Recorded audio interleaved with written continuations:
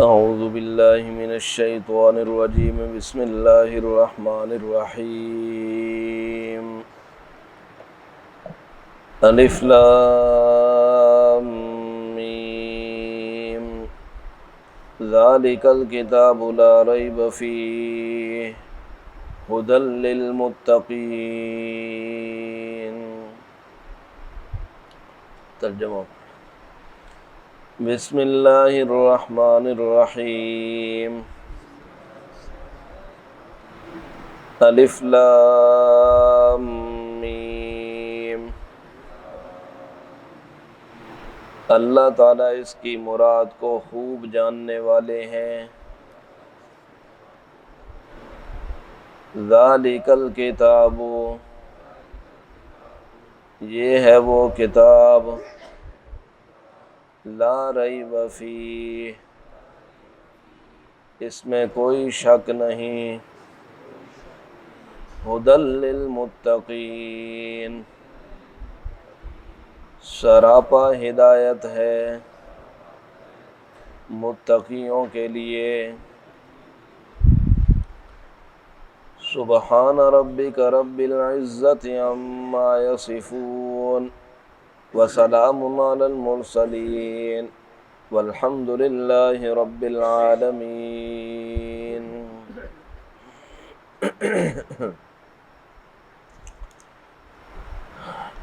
گزشتہ درس میں سورۃ البقرہ کا خلاصہ آپ حضرات کے سامنے ذکر کیا گیا تھا۔ آپ حضرات کو یاد ہوگا میں نے عرض کیا تھا کہ سورت میں اللہ رب العزت نے جو قرآن پاک کا اصل مرکزی مضمون ہے، مسئلہ توحید، 3 جگہوں پر اللہ تبارک و تعالیٰ نے اس مسئلے کا تذکرہ فرمایا ہے، اور اس مسئلہ توحید کو مختلف دلائل کے ساتھ اپنے اپنے مقام پر ثابت کیا گیا۔ سورہ بقرہ کے ابتدا میں اس دعوی صورت اور اس مرکزی مضمون مسئلہ توحید کے بیان سے پہلے تمہیدی طور پر اللہ تبارک و تعالیٰ نے کچھ چیزوں کا تذکرہ فرمایا ہے جن کو ابتدائی باتیں کہا جاتا ہے۔ اس سورہ بقرہ کی ابتدا میں بھی اللہ تبارک و تعالیٰ نے اصل مضمون سے پہلے کچھ ابتدائی باتیں بیان فرمائی ہیں۔ سورہ فاتحہ میں ایمان والے جب اللہ رب العزت سے ہدایت کی دعا مانگتے ہیں، اہدنا الصراط المستقیم، کہ یا اللہ ہمیں سیدھے رستے پر چلا، اس رستے پر چلائے رکھ جس کو صراط مستقیم کہا جاتا ہے، ہدایت والا رستہ۔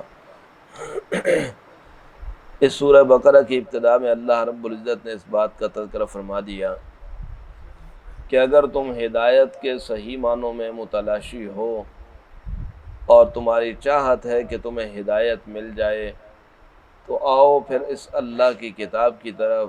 یہ کتاب ہے جو انسانوں کے لیے ہدایت کا سامان لے کر اتری ہے، ھدی للمتقین۔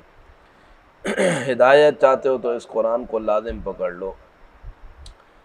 یہ اس ہدایت کا عنوان تھا جو اللہ تبارک و تعالیٰ نے یہاں اس سورت کی ابتدا میں ذکر فرما دیا۔ اب جہاں بھی ہدایت والی بات آتی ہے تو وہاں عام طور پر پھر انسانوں کے 2 گروہ بن جاتے ہیں۔ ایک گروہ انسانوں کا وہ ہوتا ہے جو اس ہدایت والے رستے کو قبول کر لیتا ہے، اور دوسرا انسانوں کا گروہ وہ ہوتا ہے جو اس ہدایت والے رستے سے منہ موڑ لیتا ہے، انکار کر دیتے ہیں اس رستے کے اوپر چلنے سے۔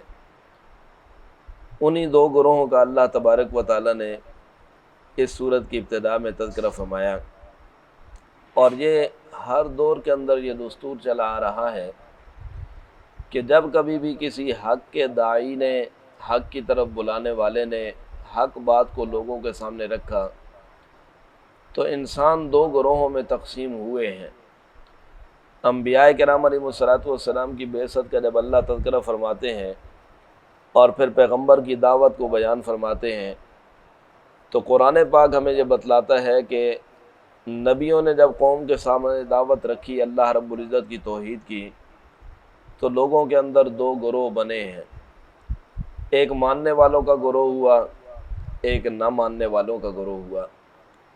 لیکن اس کو اس بات سے تعبیر نہیں کیا جا سکتا کہ معاذ اللہ انبیاء کرام علیہم السلام نے جب اس مسئلے کو بیان کیا تو فرقہ واریت دنیا کے اندر پھیل گئی۔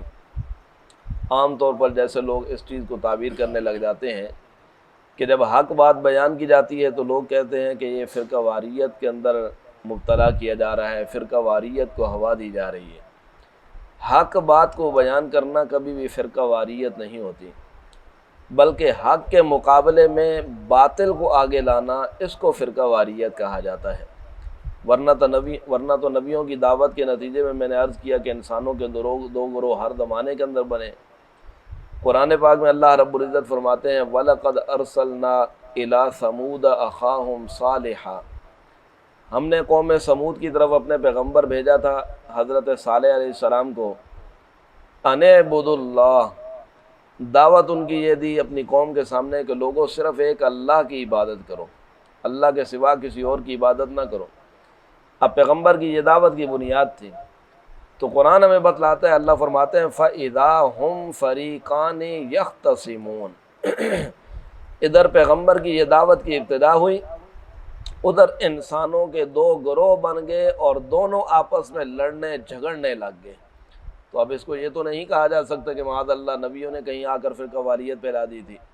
نبیوں نے تو کلمہ حق بیان کیا، اب جنہوں نے مان لیا وہ تو ٹھیک راستے پر، جنہوں نے آگے مخالفت کا بازار گرم کیا ہے، حقیقت میں فرقہ واریت دنیا کے اندر پھیلانے والے وہ لوگ تھے۔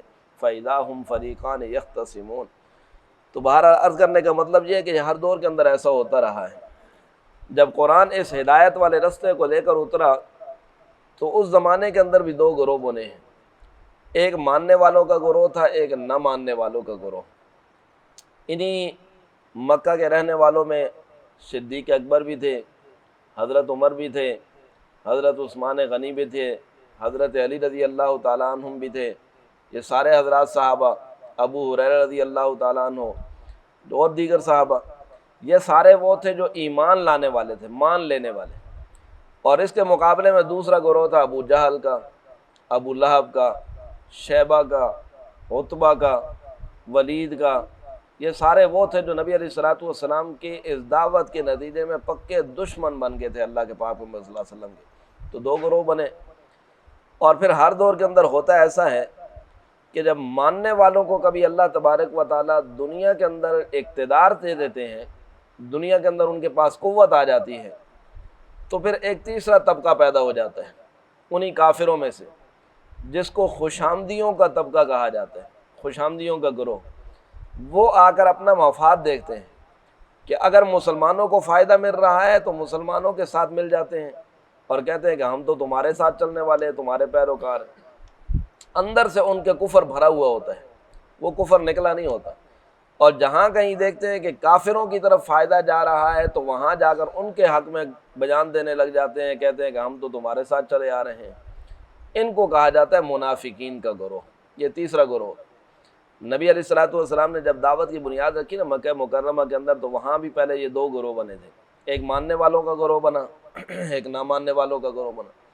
اور جب اللہ کے پاک محمد صلی اللہ علیہ وسلم نے مدینہ منورہ ہجرت فرمائی اور مسلمانوں کو اقتدار ملا، مسلمانوں کی ایک قوت بنی، مسلمانوں کی ایک حکومت بنی، جب مسلمانوں کے پاس یہ دنیا کی شان و شوکت آئی، قوت آئی، تو اب وہ طبقہ پیدا ہوا جس کو منافقین کا طبقہ کہا جاتا ہے۔ یہ منافقین مدینہ کے اندر آ کر پیدا ہوئے۔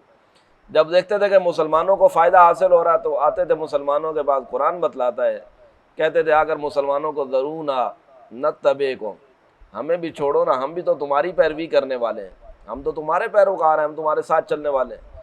چنانچہ نبی علیہ السلام کے ساتھ آ کر مسجد نبوی کے اندر نمازیں بھی پڑھ رہے ہیں، میدان جہاد کے اندر بھی نکل رہے ہیں، جہاں دیکھا کہ یہاں مال غنیمت حاصل ہوگا وہاں ساتھ ہو گئے مسلمانوں کے، دنیا کا مفاد تلاش کرنے کے۔ اور جہاں دیکھتے تھے کہ کافروں کا پلہ بھاری جا رہا ہے تو کافروں سے جا کر کہتے تھے ذرنا نکم مال قائدین، ایمان والوں کے پاس آتے تھے نبی علیہ الصلوۃ والسلام کے پاس اور آ کر کہنے لگتے تھے ہمیں اجازت دے دیجیے، ہمیں چھوڑ دیجیے، ہم پیچھے رہنے والوں میں سے ہو جائیں گے، پیچھے مدینہ کے رہنے والوں کی ہم حفاظت کریں گے۔ ان بیوتنا عورہ، وہ جب پیغمبر صلی اللہ علیہ وسلم نے اعلان عام فرمایا کہ چلو نکلو میدان جہاد کی طرف جانا ہے، تو طرح طرح کے بہانے لے کر آنے لگے پیغمبر صلی اللہ علیہ وسلم کے پاس اور آ کر کہنے لگے ان بیوتنا عورہ، یا رسول اللہ ہمارے گھر تو خالی پڑے ہیں، وہاں بچے ہیں، اکیلے ہیں، عورتیں ہیں گھروں کے اندر، گھروں کی حفاظت کرنے والا کوئی نہیں، اگر آپ ہمیں اجازت مرحمت فرما دیں ہم پیچھے رہ جائیں، بہت سارے لوگ ہیں جانے والے مسلمانوں کے ساتھ جہاد پر جا رہے ہیں، آپ کی اجازت ہو تو ہم مدینہ میں پیچھے رہ جائیں۔ یہ دیکھتے تھے نا کہ جہاں مسلمانوں کو فائدہ نہیں حاصل ہونے والا، دنیا کا مال غنیمت نہیں ملے گا، پیچھے رہ جاتے تھے۔ تو یہ تیسرا طبقہ پیدا ہوا منافقین کا۔ سورہ بقرہ کی ابتدا میں اللہ تبارک و تعالیٰ نے انہی تین گروہوں کا تذکرہ فرمایا ہے، ان کے اوصاف بھی بیان فرمائے ہیں اور ان کا انجام بھی بیان فرمایا ہے۔ ماننے والوں کے اوصاف کیا ہیں، ماننے والوں کا انجام کیا ہوگا، نہ ماننے والوں کی صفات دنیا کے اندر کیا تھیں، ان کا کیا انجام ہوا دنیا کے اندر اور آخرت میں کیا انجام ہونے والے، اور منافقوں کی کیا حالت ہوئی اور ان کا انجام کیا ہوا۔ یہ تینوں جماعتوں کا اللہ تبارک و تعالیٰ نے ان ابتدائی 2 رکوعوں کے اندر تذکرہ فرمایا ہے۔ اس سورہ بقرہ کے ابتدائی 2 رکوعوں کے اندر اس مرکزی دعویٰ کے آنے سے پہلے وہ یا ایھا الناس اعبدوا ربکم، اس دعوے کے آنے سے پہلے ان 3 جماعتوں کا اللہ نے تذکرہ فرمایا۔ اور یہ تمہید میں کیوں تذکرہ فرمایا ان جماعتوں کا، تاکہ آئندہ جب اس دعوے کو رکھا جائے گا تو لوگ اپنے لیے اپنا راستہ اب خود منتخب کر لیں کہ ہم نے کن لوگوں میں شامل ہونا ہے۔ ماننے والوں میں شامل ہونا ہے تو انجام یہ ہے، نہ ماننے والوں میں شامل ہونا ہے یا منافق بن کے رہنا ہے تو پھر انجام یہ ہوگا۔ یہ انجام اس لیے قرآن پاک کے اندر اللہ نے پہلے بتلا دیے کہ لوگوں اپنا راستہ منتخب کرنا چاہتے ہو، اختیار تمہارے پاس ہے، اللہ نے مجبور کسی کو نہیں بنایا دنیا کے اندر، زبردستی کسی کو اسلام کے اندر داخل بھی نہیں کیا ہے، اللہ نے اختیار دے دیے ہے۔ وَهَدَيْنَاهُ النَّجْدَيْنِ، اللہ نے قرآن کے اندر فرما دیا کہ ہم نے تو 2 راستے دکھا دیے ہیں، یا تو اپنے اختیار سے ایمان قبول کر لو، من شاء فلیؤمن ومن شاء فلیکفر، جو مومن ہونا چاہتا ہے مومن ہو جائے، جو کافر ہونا چاہتا ہے کافر ہو جائے، لیکن یاد رکھنا انا اعتدنا للظالمین نارا احاط بہم سرادقها، ان ظالموں کے لیے، نہ ماننے والوں کے لیے ہم نے جہنم کی وہ قناتیں، وہ آگ تیار کر رکھی ہے جو گھیر لے گی کل قیامت کے دن ان کو۔ یہ اوصاف اور یہ انجام اللہ نے یہاں بھی ذکر فرما دیا۔ تو بہرحال سورت کے ان ابتدائی 2 رکوعوں میں ان 3 جماعتوں کا تذکرہ آ رہا ہے۔ یہ ان 2 رکوعوں کا خلاصہ ہے جو میں آپ حضرات کے سامنے میں عرض کر رہا ہوں۔ سورت کی ابتدا میں آپ حضرات دیکھ رہے ہیں لفظ آ رہا ہے الف لام میم، یہ حروف مقطعات کہلاتے ہیں۔ قرآن پاک کی 19 سورتوں کی ابتدا میں یہ الفاظ آئے ہیں، 19 سورتوں کی ابتدا میں، اور ان کو کہا جاتا ہے حروف مقطعات۔ مقطعات کا معنی ہوتا ہے ٹکڑے ٹکڑے۔ یہ حروف میں چونکہ الگ الگ پڑھے جاتے ہیں، الف کو الگ پڑھا جاتا ہے، لام کو الگ پڑھا جاتا ہے، میم کو الگ پڑھا جاتا ہے، پورا حرف پڑھا جاتا ہے، الف لام میم، یہ حروف مقطعات ہیں۔ اب ان حروف مقطعات کی حکمت کیا ہے، بعض مفسرین نے اگرچہ ذکر کی ہیں، مختلف آراء، ان کے معانی بیان کرنے کی کوششیں کی ہیں، ان کی مراد بیان کرنے کی کوشش کی ہے، لیکن وہ حقیقت میں معنی نہیں ہے ان حروف کا، ان حروف کی مراد نہیں ہے۔ یہ تو اللہ تبارک و تعالیٰ کے راز ہیں اللہ کی اس کتاب کے۔ حضرت سیدنا صدیق اکبر رضی اللہ تعالیٰ عنہ فرمایا کرتے تھے لِكُلِّ كِتَابٍ سِرٌ وَسِرُّ الْقُرْآنِ أَوَائِلُ السُّوَرِ، فرمایا سیدنا صدیق اکبر رضی اللہ تعالیٰ عنہ نے کہ ہر کتاب کے کچھ اسرار ہوتے ہیں، کچھ رموز ہوتے ہیں، کچھ بھید ہوتے ہیں۔ قرآن کے بھید اگر دیکھنا چاہتے ہو تو وہ سورتوں کی ابتدائی حروف مقطعات کو دیکھ لو، یہ قرآن کے راز ہیں، اللہ تبارک و تعالیٰ نے ان کو نازل فرمایا۔ البتہ ایمان والوں کا اس پر ایمان ہونا چاہیے کہ یہ حروف بھی اللہ تبارک و تعالیٰ کی طرف سے اتارے گئے، اور جو بھی اللہ رب العزت کی ان کے ساتھ مراد ہے، بے معنی تو نہیں ہو سکتے، یہ مومل الفاظ نہیں ہو سکتے، ضرور ان کا کوئی نہ کوئی معنی ضرور ہے، لیکن وہ اللہ تبارک و تعالیٰ کے رازوں میں سے ایک راز ہے۔ ہمارا اس پر یہ ایمان ہونا چاہیے کہ یہ اللہ تبارک و تعالیٰ نے نازل فرمائے ہیں، یہ قرآن پاک کا حصہ ہیں، اور ہمارا اس پر ایمان ہے کہ جو بھی اللہ تبارک و تعالیٰ کی اس سے مراد ہے وہ برحق ہے، یہ ہمارا ایمان ہونا چاہیے۔ اور ان آیتوں کے ان حروف کے لانے کی حکمت کیا ہے، اس کے پس منظر میں آپ تھوڑی سی بات یہ سمجھ لیں کہ یہ جو دنیا کے اندر ہم اعمال کرتے ہیں نا، اعمال شرعیہ، شریعت کے اندر جو اعمال ہمیں سکھائے گئے ہیں یہ دو قسم کے ہیں۔ ایک اعمال وہ ہیں جن کی حکمتیں ہمیں سمجھ میں آتی ہیں، عقلی طور پر ہم تسلیم کر لیتے ہیں۔ مثلا نماز ہے، نماز میں ہم قیام بھی کر رہے ہیں، رکوع بھی کر رہے ہیں، سجدہ بھی کر رہے ہیں، حکمت سمجھ میں آتی ہے کہ رب کے سامنے اپنی عاجزی کا اظہار مقصود ہے، کہ رب کے سامنے ہاتھ باندھ کر کھڑے ہوں، اس کے سامنے جھک جائیں۔ وہ ذات اتنی عظیم ہے کہ اس کے سامنے اپنی پیشانی کو، جو ہمارے اعضاء میں سے سب سے اہم اور شرافت والا عضو ہے، اس کو بھی اس کے سامنے مٹی کے اوپر، زمین کے اوپر رکھ دیں اپنی عاجزی کو ظاہر کرنے کے لیے۔ حکمت سمجھ میں آتی ہے۔ روزہ والی عبادت ہے، حکمت سمجھ میں آتی ہے کہ انسان کے باطن کو صاف کرنا ہے، مادی چیزوں سے، خواہشات سے صاف کر کے روحانیت کو ترقی دینا مقصود ہے۔ اور ساتھ ساتھ جو دنیا کے اندر بھوکے لوگ ہوتے ہیں، قحط کے اندر مبتلا، جن کو کھانے کو کچھ نہیں ملتا، تاکہ ان لوگوں کا رنج، ان لوگوں کا غم بھی ان کھانے والوں کے دلوں کے اندر بیٹھ جائے کہ فقر و فاقہ کے اندر جو لوگ مبتلا ہوتے ہیں وہ کس طرح زندگی گزارتے ہیں۔ بھوک کا احساس ہوگا نا تو ان لوگوں کا احساس بھی ہوگا۔ یہ حکمت ہے۔ زکوٰۃ کا حکم دیا کہ اپنے مالوں میں سے زکوٰۃ ادا کرو، حکمت سمجھ میں آتی ہے تاکہ جو مالدار لوگوں کے پاس زائد مال ہے وہ ان لوگوں پر خرچ ہو جائے جن کو دنیا کے اندر مال بہت کم ملا ہے، تاکہ ان کی ضرورتیں بھی دنیا کے اندر پوری ہوتے رہیں۔ حکمت سمجھ میں آتی۔ لیکن اب کچھ اعمال ایسے ہیں جن کی حکمت ہمیں سمجھ میں نہیں آتی، ہماری عقل میں نہیں آتی کہ یہ ان اعمال کی حکمت کیا ہے۔ اب یہ حج والی عبادت ہے، تو اس حج والی عبادت کے اندر جو ارکان ہیں ان کی حکمت اور ہماری عقل کے اندر آنے والی نہیں ہے۔ صفا مروہ کے درمیان دوڑنا ہے، سعی کرنی ہے، 7 چکر لگانے ہیں، درمیان میں میلین اخضرین سبز لائٹوں کے درمیان دوڑتے ہوئے جانا ہے، باقی جگہوں پر معمول کے مطابق چلنا ہے۔ حکمت کیا ہے؟ عقل کوئی نہیں بتا سکتی ہمیں کہ اس میں کیا حکمت ہے۔ یہاں چھوڑو مسجد حرام کو، میدان عرفات کے اندر چلے جاؤ، وہ مینا کے اندر چلے جاؤ، مزدلفہ کے اندر چلے جاؤ، جہاں ثواب مل رہا تھا 1,00,000 نمازوں کا، مسجد حرام کے اندر نماز پڑھنے کا، اللہ کی طرف سے حکم آ گیا تمہیں یہاں نماز پڑھنے کی اجازت نہیں ہے، اب تم چلے جاؤ مینا کے اندر، مزدلفہ کے اندر چلے جاؤ، میدان عرفات کے اندر چلے جاؤ، تم نے وہاں جا کر نمازیں پڑھنی ہیں۔ عقل تو تسلیم نہیں کرتی نا کہ اتنی دور سے سفر کر کے آیا ہوں، اتنی بڑی نمازوں کا ثواب چھوڑ کر اس میدان کی طرف کیوں چلا جاؤں؟ عقل نہیں تسلیم کرتی ہے۔ وہاں جمرات ہیں، کنکریاں ان کو اٹھا اٹھا کر ماری جا رہی ہیں، حکمت کیا ہے؟ عقل میں آنے والی بات نہیں ہے، عقل نہیں مانتی، لیکن ماننا ہمیں پڑے گا کہ رب کا حکم ہے اور ہم نے اس حکم کو ادا کرنا ہے۔ تو کچھ اعمال ایسے ہوتے ہیں جن کی حکمتیں ہمیں سمجھ نہیں آتی، ہماری عقل نہیں مانتی، لیکن بندے کا ایمان اسی صورت میں ظاہر ہوتا ہے جب بندہ اپنی عقل کو یہاں پر تابع رکھ کر اپنے رب کا حکم مان لے کہ میری عقل میں یہ آتا ہے یا نہیں آتا، اس کی حکمت مجھے سمجھ آتی ہے یا نہیں آتی، میرا رب کے حکم پر ایمان ہے کہ رب کا جو حکم ہے وہ برحق ہے اور میں نے اس کو ادا کرنا ہے۔ تو جیسے یہ اعمال کی 2 قسمیں ہیں نا، ایسے ہی اقوال کی بھی 2 قسمیں ہیں۔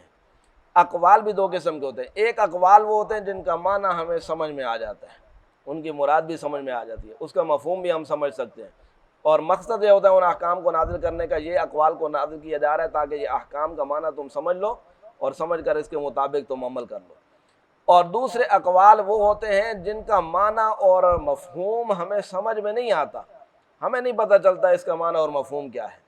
یہ ایمان والوں کا یہاں آ کر امتحان ہوتا ہے اللہ تبارک و تعالیٰ کی طرف سے کہ وہ جو اقوال میرے کلام میں تمہیں سمجھ میں آ رہے تھے ان کو تو تم نے مانا ہے، یہ جو تمہیں سمجھ میں نہیں آ رہے ان کو بھی مانتے ہو یا نہیں مانتے ہو۔ یہ حکمت ہوتی ہے۔ قرآن پاک کی صورتوں کی ابتدا میں یہ جو حروف مقطعات آتے ہیں، ان حروف مقطعات کے نزول کا یہ مقصد ہوتا ہے، ایمان والوں کو آزمایا جا رہا ہے۔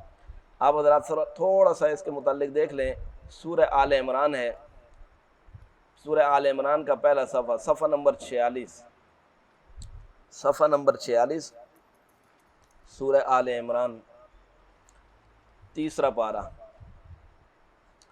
اور سورہ آل عمران کی یہ آیت نمبر 7 شروع ہو رہی ہے۔ اس آیت میں اللہ تبارک و تعالیٰ نے انہی 2 قسم کے کلاموں کا تذکرہ فرمایا ہے۔